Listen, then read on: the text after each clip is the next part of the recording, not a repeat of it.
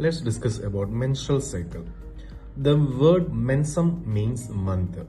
In primates, which include humans, apes and monkeys, the cycle of 28 days is marked as the vaginal bleeding, that is called menstruation, or otherwise it is called the weeping of the uterus. So depending upon the change that is happening in the ovary and uterus, or the preparation for conception and pregnancy are assisted with the hormonal changes. So we will see the menstrual cycle is divided into 4 different phases: menstrual phase, follicular phase, ovulatory phase and luteal phase. So the first phase is called a menstrual phase. The menstrual phase is otherwise called a destructive phase. So if the fertilization or pregnancy doesn't take place, it will give the breakdown of overgrown uterine tissues with the blood vessels and mucus from the endometrial lining will begin. So the discharge of blood and ruptured endometrium through the vagina mark the first phase of menstrual phase, and it lasts for 3 to 5 days or to 7 days in common. So here the level of estrogen hormone is very low, luteal hormone is very low, and the level of progesterone will also come down. So average the blood losses will be 50 to 150 ml during the menstrual phase or destructive phase. So the second stage is called a follicular phase. Follicular phase is otherwise called a resting phase. So here the bleeding will stop. The follicles will start to grow. Follicle is immature ovum, and the level of follicular stimulating hormone and estrogen will start to increase. So now the reformation and growth of the uterine wall, which is called endometrium, will start to begin, so that the endometrium will get prepared for the next pregnancy.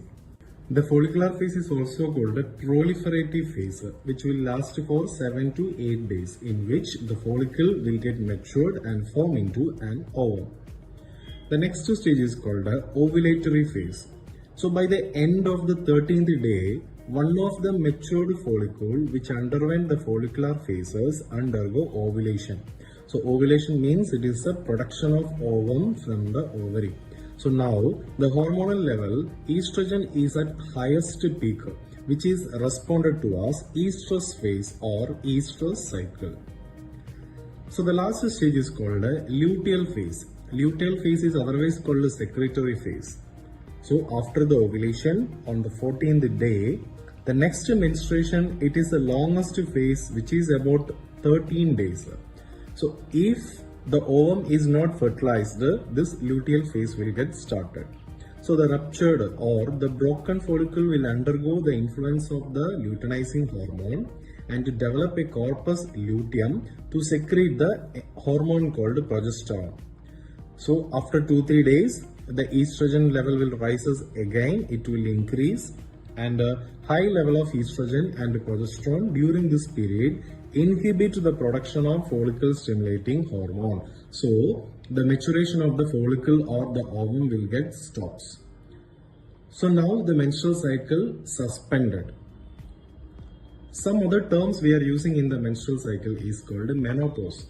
So menopause is the menstruation stops, in which at the age of 45 to 50 years of age. So here at this age, the woman will loses the reproductive capacity to produce the offspring. So urine of menopausal woman will contain large amount of follicle stimulating hormone because the estrogen production by ovary will get stops and pituitary get relieved of the inhibitory effect of estrogen. Next is called menarche. So menarche is called the first menstruation, which marks one set of puberty. Dysmenorrhea. It is the abnormal or irregular menstruation, that is called a dysmenorrhea. It will be affected with a cramp or the muscle pain and continuous bleeding due to the locally produced enzyme called prostaglandins. Next is called amenorrhea. So amenorrhea is nothing but the menstruation does not occur due to different factors like a physiology, hormone, mental defect, etc. So this is a sign of a sterility, which means they are under the sterilization.